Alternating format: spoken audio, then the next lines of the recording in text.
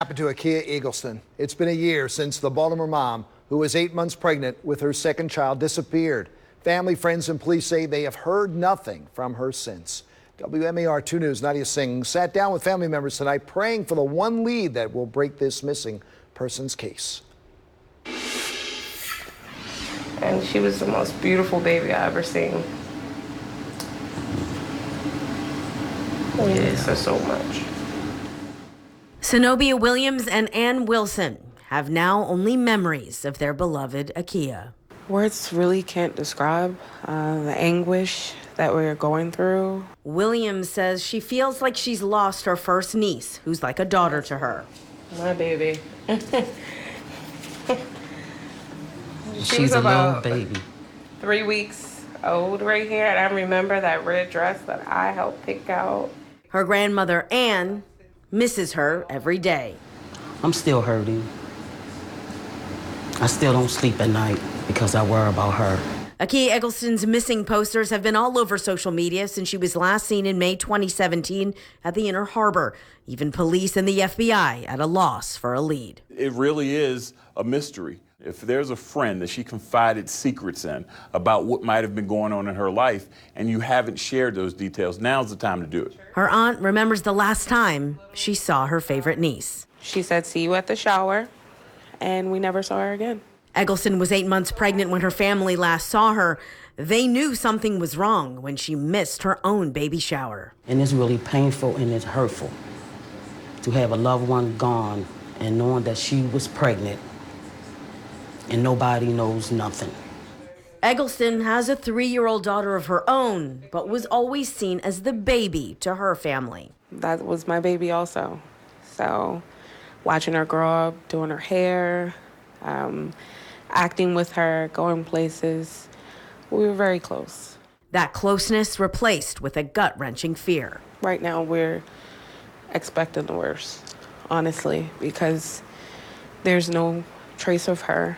But as the days have now turned into a year, that hope is slowly dying. And I try to hold on to hope.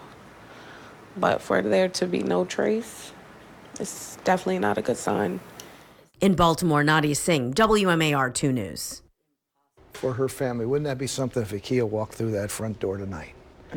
The FBI is offering a $25,000 reward for her, and a vigil is also being set now for Saturday. It's going to be held at 3:30 in the afternoon in Cherry Hill. It's along Cherry Crest Road. That's where she was last seen. Kelly? You know, it felt like summer out there today. So hot, we broke a record. And because of the heat, 6 Baltimore City schools were let out early. Lockerman Bundy, William Paca Elementary Schools, New Era Academy High School in Highlandtown, Westport Academy, and Tench Tillman Elementary and Middle Schools were all closed at 1 o'clock today. Meteorologist Mike Taylor, are we talking about another possible record breaker tomorrow? Yes, I think we can definitely beat a record tomorrow, or at least tie it. And in fact, most of the day tomorrow will be just as hot as today, which means there is the opportunity for another early dismissal based on what the heat and humidity are going to produce as far as the heat index goes. Now, here's a look at the numbers right now. We're at 81 degrees, well after sunset, winds from the southwest at 11 miles per hour. The gap is closing. We'll get some relief from the heat, and it's going to bring some showers. Now, for the most part, a lot of that activity is well north in Pennsylvania, but we're starting to see the possibility of some scattered showers into the overnight. So here's tonight's forecast. We'll call it warm. We'll have winds calming down, spotty showers west of the city, and your wake-up forecast, check that out. First thing in the morning, we're still talking numbers in the mid-70s. So coming up, we'll talk about another record-breaking day, and then also we'll address the weekend rain chances just ahead. Several families are without a place to call home tonight after 3 different fires in southeast Baltimore. WMAR 2 News' Eddie Kadam live at City Fire Department, where it has been a busy night for firefighters. Eddie?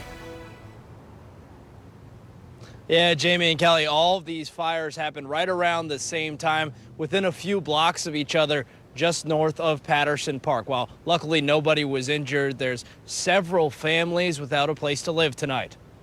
On North Lakewood Avenue, smoke so thick you couldn't see in front of you. So it was a lot of smoke. It was just black, absolutely black. You couldn't see anything for like 5 minutes. 4 row homes full of family memories on fire. While we are waiting to find out what caused this fire, a man who lived in one of the homes says he and his brother saved a woman who was trying to put out a grease fire in her kitchen. But we came outside, and when we got outside, it was like, get the baby, get the baby. So we run down to the house, ran in the house, got the baby out, and the lady was just in there like, I can't lose my house. She had the fire saying, like, I need another one of these, like it's empty. I say, man, look, it's the stove, it's gonna blow, you need to get out of here.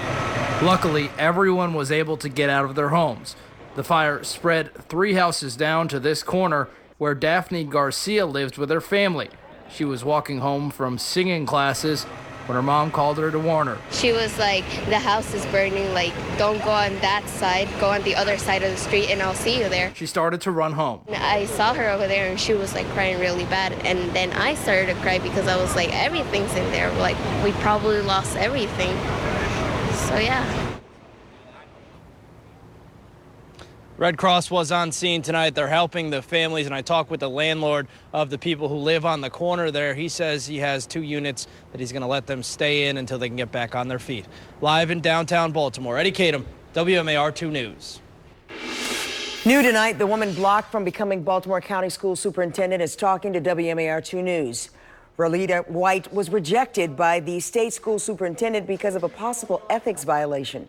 White spoke with parents and school leaders tonight about the future of Baltimore County schools. She told WMAR 2 News Nadia Singh that while she's disappointed about the board's decision, her primary thing right now is the students. White also responded to recent comparisons to ex-superintendent Dr. Dallas Dance and his recent ethics controversy. I'm my own person, and so my mother used to sing an old gospel song, "May the work I've done speak for me," and that's all I can do. I am so grateful that the people that have worked with me, and even those who have followed my work, those who don't know me, there are many folks who have followed my work over the years, and they know that my work speaks for me. I didn't seek out that opportunity. They sought me out, so I didn't intend to use the prestige of my office in the way that it is written there. So I'm just glad to release the report and remove all of the mystery around that. All right, White will be the interim superintendent through the end of the school year. New tonight, a 12-year-old is facing charges after bringing a replica gun to a Montgomery County school. Police say the boy walked into the auditorium at Earl B. Middle School, went up to a group of girls, and then pointed what looked to be like a real gun from his backpack. Well, then students told a teacher who found the boy with the gun and his finger on the trigger, but it turns out it was all fake, and he's now facing charges including a threat of mass violence. One man was shot and killed today at a mall outside Nashville, Tennessee. Police say 2 or 3 people started fighting in the Opry Mills Mall when one man shot another. The victim died at the hospital. The gunman was caught nearby by a retired California police officer. An in-depth investigation finds more allegations of sexual harassment against Charlie Rose. The Washington Post says there are many more claims against the former news host than previously reported. Rose was fired from CBS and PBS last November after the Post identified 8 women who said Rose engaged in, quote, unwanted sexual advances. And now the paper says it has found another 27 women making similar charges. 14 were CBS News employees. 13 worked with Rose elsewhere. The Post says at least some of the allegations had been reported to CBS management. And despite previous denials, Rose has denied the claims. The group behind the Academy Awards has expelled Bill Cosby and director Roman Polanski from its membership. The Academy of Motion Pictures, Arts and Sciences cited the organization's conduct standards. Cosby was convicted last week of sexual assault. Polanski fled the United States back in 1978 after being charged with statutory rape of a 13-year-old girl. He has continued making films over in Europe, winning an Oscar in 2003 for The Pianist, and the Academy expelled producer Harvey Weinstein in October amid allegations of sexual misconduct, which, of course, he has denied. They were demolishing a house in the city, but they didn't expect to find a body. And tonight we have the latest on this discovery. And Twitter with a warning to all its users tonight, what you need to do to protect your tweets. And she didn't get accepted into 1 or 2 or 12. She got into more than 100 schools across the country. The story of one teen who shows hard work does pay off. And a new documentary is spotlighting our city. Through the violence, the hope. Tonight, we take a look at Charm City.